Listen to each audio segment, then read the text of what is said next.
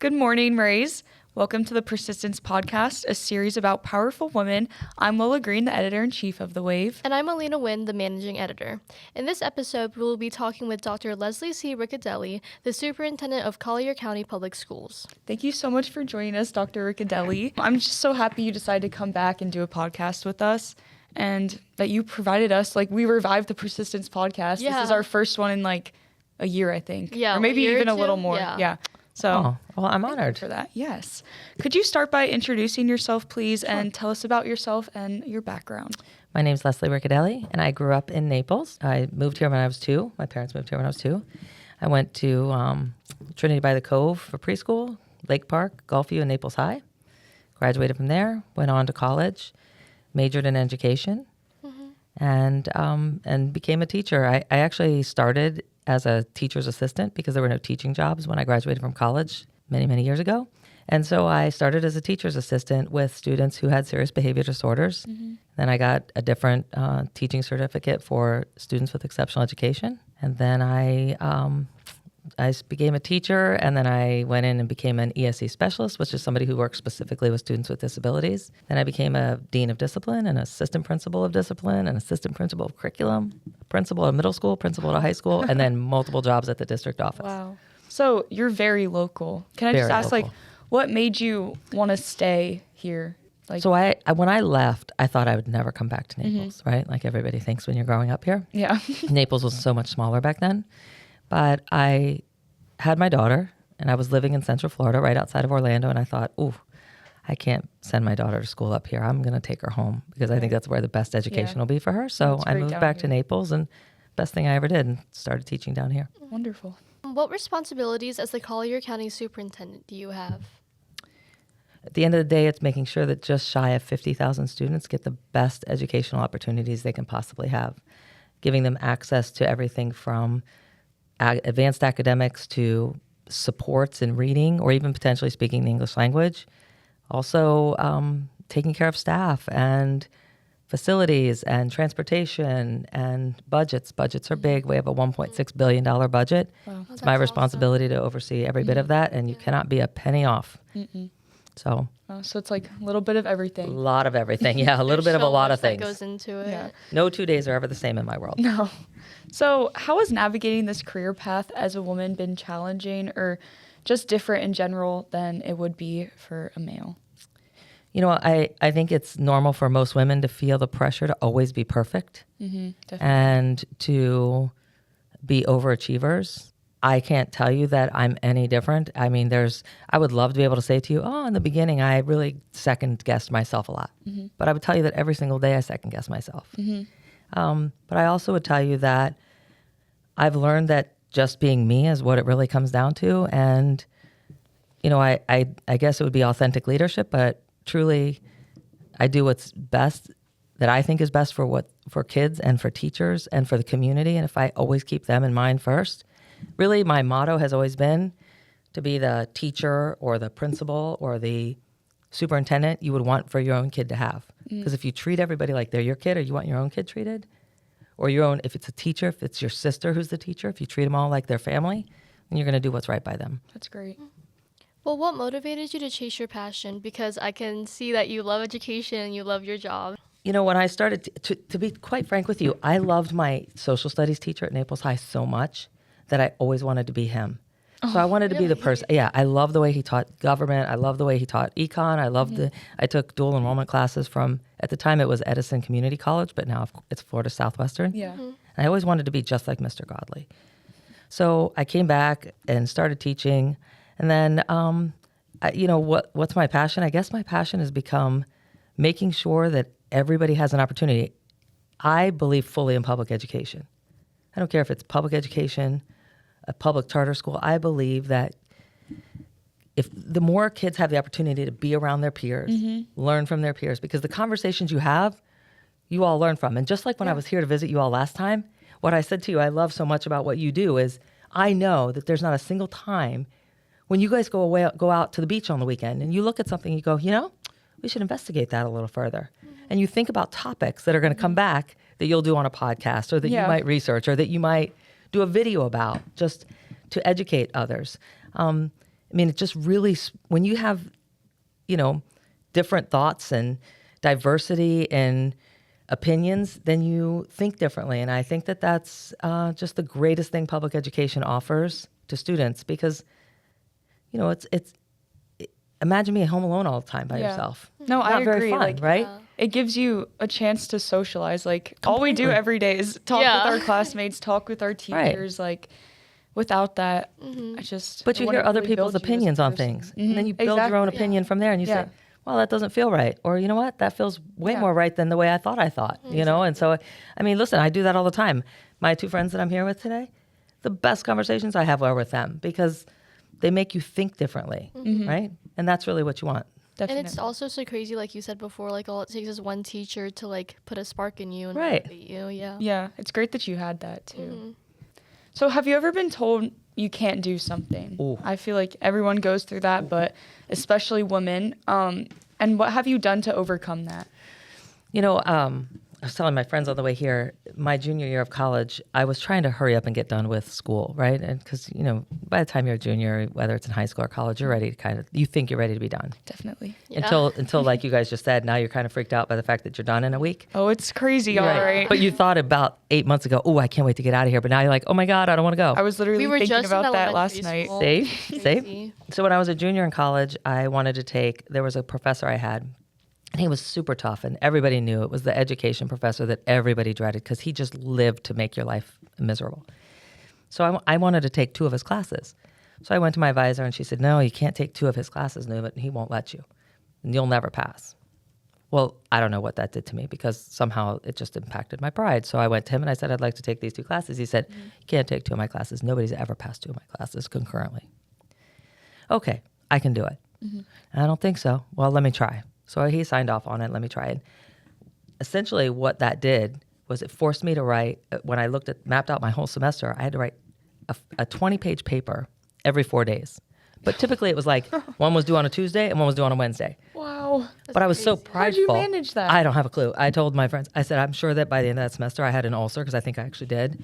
I didn't have any sleep, but I was not going to let him tell me I couldn't do it. And I ended up with 2 A's in the class.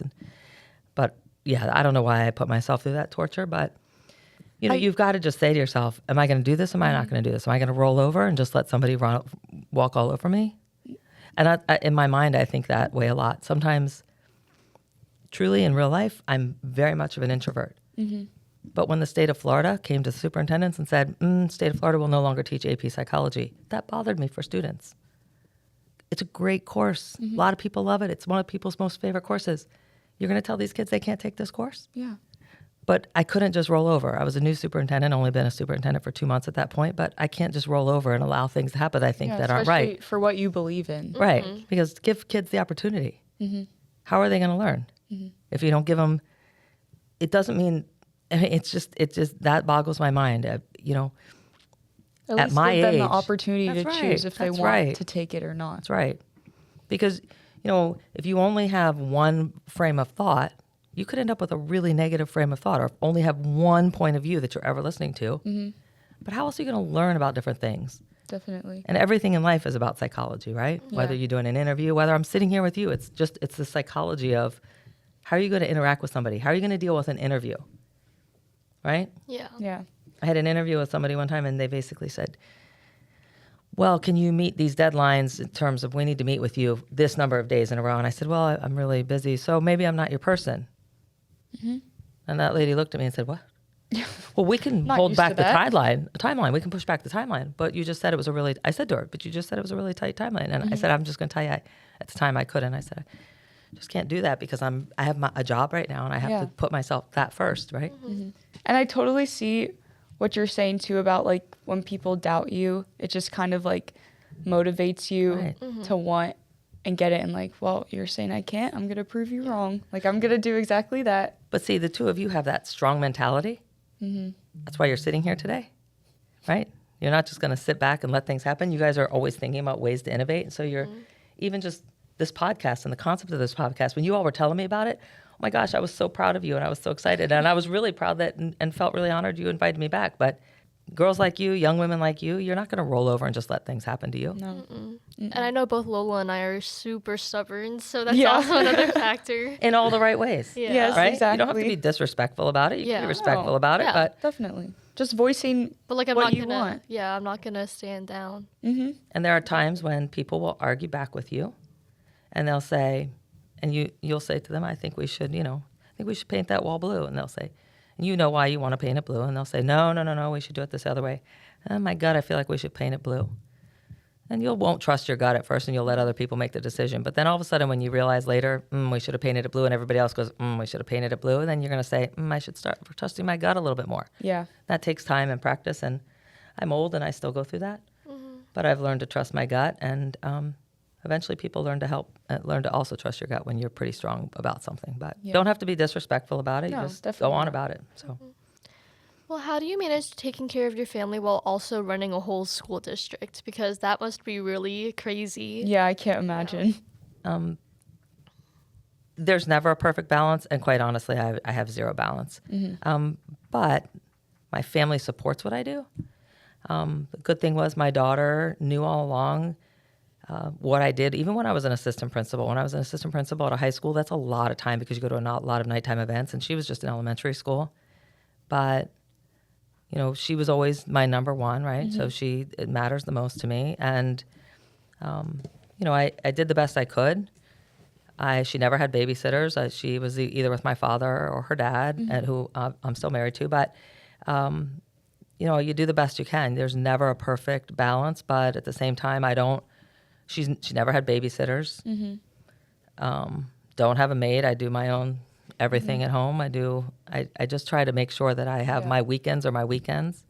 I've done much better about separating from my phone on the weekends, and I'll put it on a counter and go and do what I need to do or take care of the house. But it's never easy because, everything in moderation, right? How do you guys balance your life and taking time for yourself? It's all like trial and error. Right. Like you just got to figure Really out hard. what works best for you. Yeah. I think it's harder to balance time for yourself with everything you have to do. Definitely. Definitely. Because your mind just gets stuck in what you're doing. And, Yeah. I that's where I really fail. I fail because I don't take time for myself. So I'm better at taking care of everybody else than taking care of me. Yeah.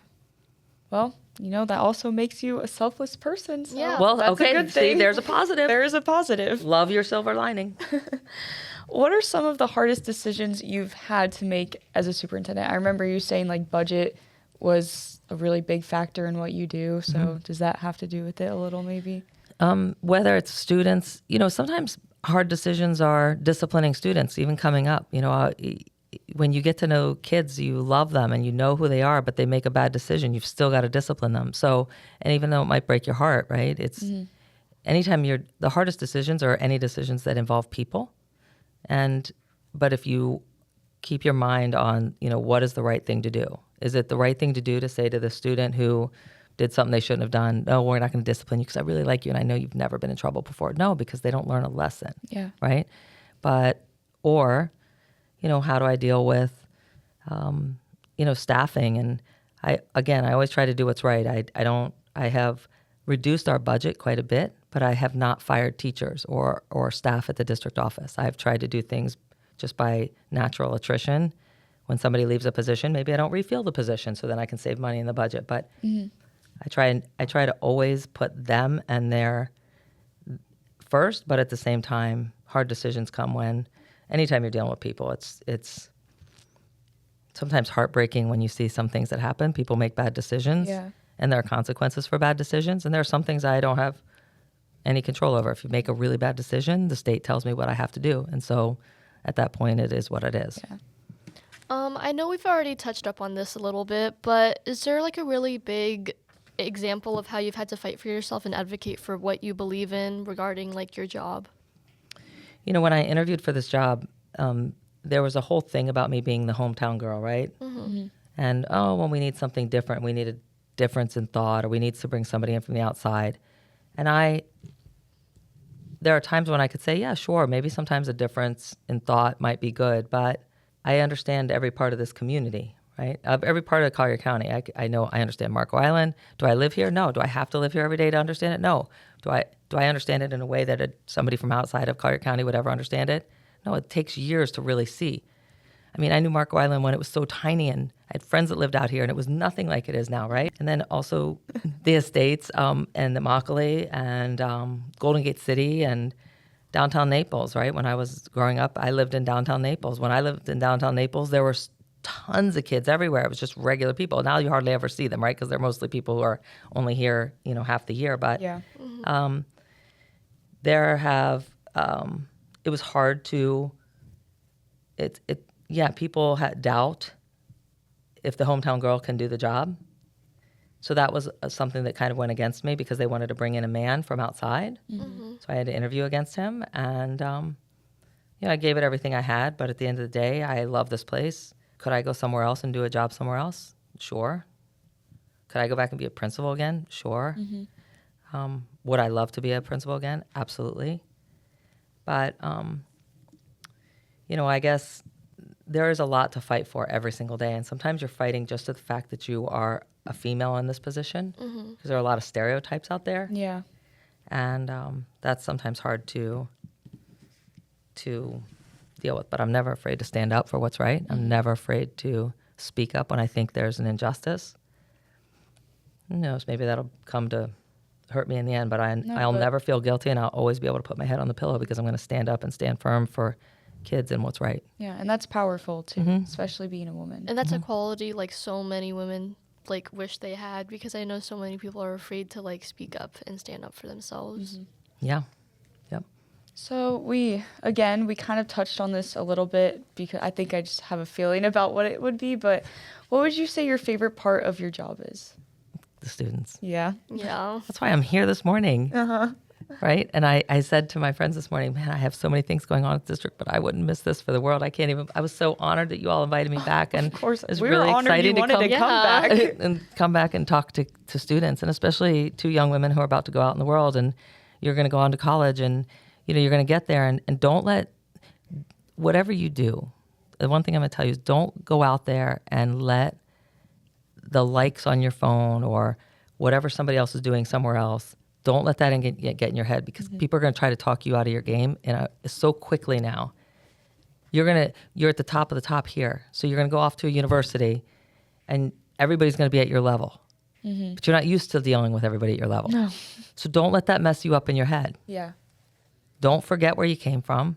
And when you start to panic, because you're going to start to panic, because there are days when you go, it's called imposter syndrome, right? Wow, how did I get here? I think that a lot. What am I doing in this position? Can I do this job? I still think that 3 years later. Am I even the right person for this job? There are days that are hard. Don't let that get in your head. Don't get imposter syndrome where you are. You're amazing. You're accepted at that university, just like everybody else was accepted at that university. Don't panic when you get into a classroom or into a situation where somebody, don't check and see what they get on that paper or that project. You're like, but I did mine so much better. Don't let it get in your head. Don't forget that you're amazing. But more importantly, when you start to panic, call someone. I mean, I had a student reach out to me yesterday he graduated in 2015. Wow. And he just said, I need your help. I mean, he's gone on and gotten his master's degree. He's gotten a job, but now he's reaching out because he just has a question, isn't sure what to do next. Don't forget that all these people here, they cared for you, they loved you, they still care about you, they still love you, they want you to be successful. Don't hesitate to reach back out to everybody that you knew and say, wait a minute, I got a question, I'm panicking. Why am I here? I don't think I'm going to make it. Yes, you will. But you gotta lean on the people who helped get you there. That's great advice. Yeah. Thank you. Thank you.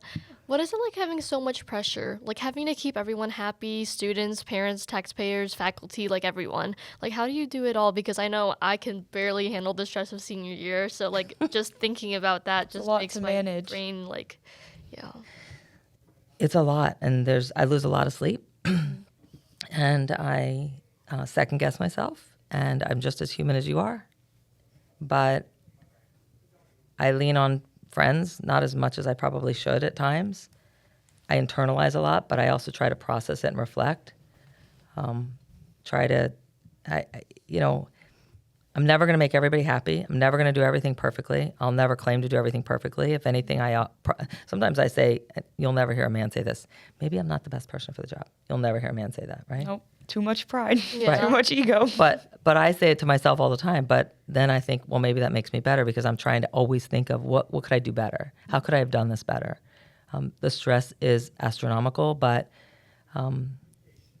sometimes it's 1 minute to the next minute to the next minute. Sometimes it's an hour to an hour. Sometimes it's a day to a day. But I have to just remember why I'm here and what my purpose is, because there's times when could I walk away? Sure. Could I do something else? Absolutely. But then I fear, but who's going to love this place as much as I love this place? Mm-hmm. So it is a lot of pressure. I just have to know that I'm never going to make anybody happy. Now I'm telling you that in verbally, but the two people that are in the room in here that are listening to this conversation, they know that I fully internalize every bit of it. And I care so much that I try to keep everybody happy. Mm-hmm. Mm-hmm. With state and federal cutbacks happening, what is the process and how hard is it to decide what to cut while also maintaining an A school district? A lot of our funding is set. So in other words, I can't use $1 out of a pot of money called capital dollars to help pay for anything, to pay for salaries for teachers, are called operational dollars. Mm-hmm. A lot of the times the money we get, you can only use it for certain things. So to that end, it makes it easy. The part that's hard is we've been getting so much money in certain areas. Now all of a sudden they reduce it. Then services are reduced. In some respects, our teachers and our administrators are so well trained, and we've provided so many resources over the years that I feel like they're going to make things work, and they're going to make sure students are successful. And they have the skills to help students be successful, thankfully, because we've been preparing every year.